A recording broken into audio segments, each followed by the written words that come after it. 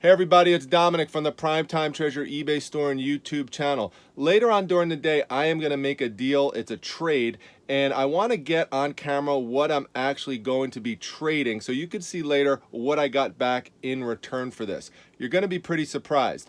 What I have here are 10 comic books. They're all Iron Man comic books. Now, you don't need to know anything about comic books to get something out of this video. You don't have to be interested in them at all, because this video is really just about the principles of trading. I'm just using comic books as a venue to have the discussion, and what I'm trading for is not just comic books. There's going to be other things in there too, so you'll see that a little bit later.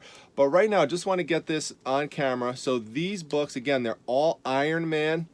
And while he's a famous character, he's not necessarily the most popular one. He's not like Spider-Man, Batman, Superman. His books don't have as much value as those others. Those two that I just showed you are some modern books that really aren't worth anything.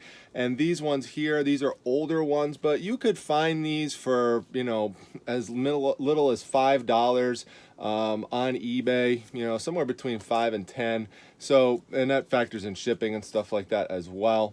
So they're really not worth a bunch. You'd have to sell them together as a lot to make some money with these.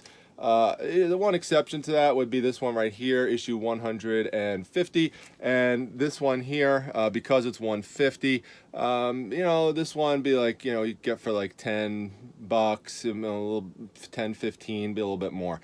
So anyway, so that's what I have. I've got to run because I've got to get somewhere, and I'm going to make this deal later on. So you'll see what I got, and then we'll talk about some principles of trading. See ya.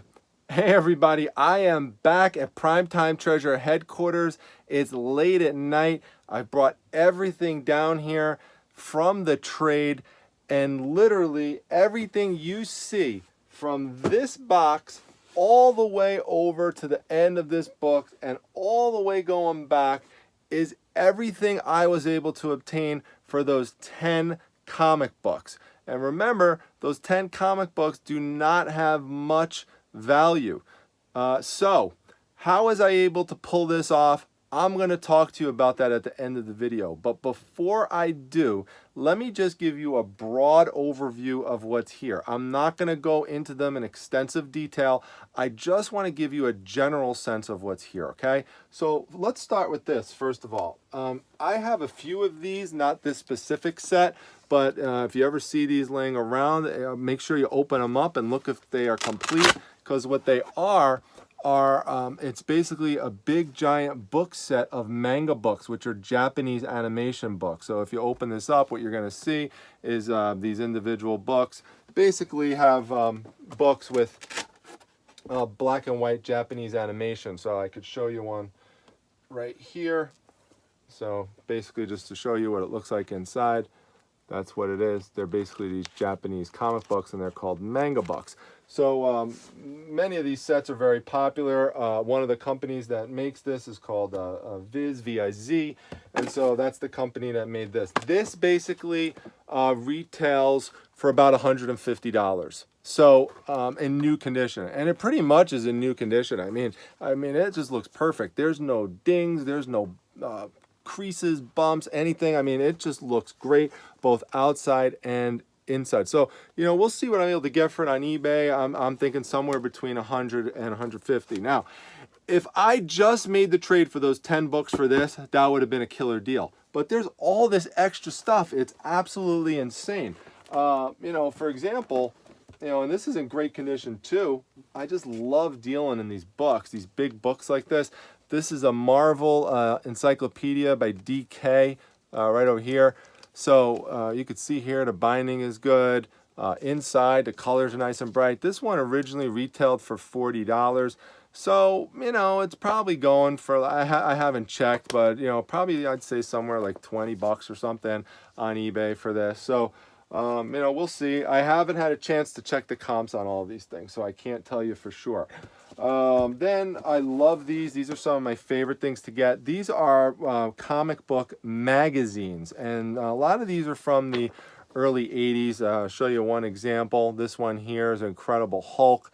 And so, you know, you can see the condition. It's just great. There's no creases, there's no rips, there's no bends or anything like that. There's no stains, there's no writing. The colors inside are still nice and bright. So this is a 1981 book. And there's a bunch of other ones. They're just kind of random comic book magazines from the 1980s. We've got some more Incredible Hulk. This person, these were, some of this stuff was his dad, so that's some of this early 80s stuff comes from. The guy was about 20 years old, I would say. So, you know, his dad had some of these books, and I'll talk to you more about that towards the end in terms of how I was able to get this collection. Some other things in terms of the comic books. Most of them are from the early 80s. There's some really good ones in here. So, for example, here's Peter Parker, the Spectacular Spider-Man #3. You know, and a lot of these books, not all of them, but a lot of them are in plastic bags and in backing boards. So there's a lot of Incredible Hulk in here, and the good thing about them, I mean, here's some more Spectacular Spider-Man. Anything with Spider-Man is going to sell really well, and they're consecutive issues. Like, so for example, we've got, here's issue number 60 right there that you see up top. Here's issue number 59, so we're going down. Here's issue number 58. Here's issue number 61, so then we go up from the 60, and you get the point. I could just keep doing this, but just, you know, 62, and so on and so forth. So there's a bunch of that. This character right here that you see up top, his name is Carnage. He's super popular, super violent character. Anything with Carnage on it is generally something you want to look into and pick up. Some old comic books called the Defenders. Those are pretty popular as well. And then there's a lot of Incredible Hulk in here with consecutive runs. So we've got like 281, 282, 283, 284, and it just goes up. So that's helpful in terms of when, just to know for when you're picking up collections. When you want to sell these on eBay, people are much more likely to purchase a run of comics in the middle of a series if you have them consecutive. So for example, you have 260, 261, 262, 263, all the way to like 270. Someone will buy that because that's a continuous storyline. It's much harder to sell what you call mixed lot. If you had 260, 264, 267, 275, that kind of thing, because everything is kind of disjointed. So that's much more challenging. The only way you're really going to sell that is if there might have been a specific, real important book in there that someone wanted, or if there's just a really, really large amount of them and someone's just buying in bulk. So there's a lot of Incredible Hulk in here from the early 80s. There's a lot of Avengers in here from the early 80s as well. You know, all these basically 50-cent titles are from like 1981, 1982, that sort of thing. And just a, you know, a big, just kind of assortment of random books and miniseries, you know, like Crystar, and, you know, you could see here we got issue 1, we got issue 2, we got issue 3. So those are good things I could just, you know, lump together as well. You know, and just some other just kind of random books from the 80s. Again, I told you I'm not going to go through all of them. So that's just to give you kind of a basic sense of what's in this box. Then there's some hardcover books, and they're comic-related books. And it's interesting because this person liked Iron Man, so it makes sense that he has Iron Man books. It's just kind of weird that he included them in the trade to give to me, unless maybe he had doubles of some of these and he didn't want them.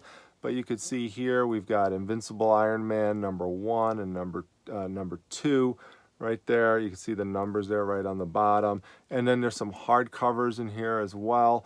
So like this one here is a hardcover, this Iron Man Season 1. So there's a bunch of those in there also, and those I could tell you from experience, they're easy sells on eBay, easy sells. Then there's a bunch of kind of the last thing I'm going to talk to you about here are manga books, and those are, in addition to the ones I showed you here in this set, there's also some freestanding ones, and some of them are, you know, pretty thick and in really great condition. I mean, these things are in like mint condition. So, you know, I mean, this one here retailed for 20 bucks. So some of these I could lot together, like you see there's number 1 and number 2, so I'd try to sell those together to increase the value for the customer. And you know, there's just a bunch of other ones. Again, I'm just gonna, you know, I mean, if someone's really interested, you can pause this and see what some of these are. But, you know, right there, just a bunch of these, you know, random kind of books, and I'll just look them up and, you know, see how best to sell them, if I need to group them together, if I sell them individually. All depends on what the market's doing. You know, some really thick ones here as well. I could just tell you by experience that these are going to sell pretty well. So, you know, we'll just see what happens once I get a chance to process and do some research. Oh, and there are also a couple Funkos that were thrown in here. I've done a lot on Funkos lately. This is a Swarm Sniper. I actually have him up for sale, not this exact one because I just got this today, but from the other Epic Funko collection, he was in there, and this one's only worth about $9-10 bucks, but still, you know, you just add it to the value of the collection. This one here is called a Pocket Pop. This is a little tiny one. And I'm sorry, I keep saying this is the last thing I'm going to show you. This truly is the last thing I'm going to show you. I forgot about this box over here. This box, I definitely don't want to forget about this.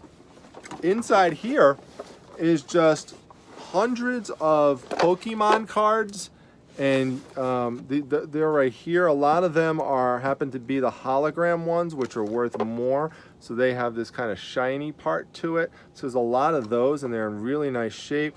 There's also these Yu-Gi-Oh cards in here, which are basically, it's kind of like a Japanese fantasy role-playing game. So those are very popular as well. There are some Magic the Gathering cards in there, and he has the rare ones in there. He has Pokemon toys like this that are in here.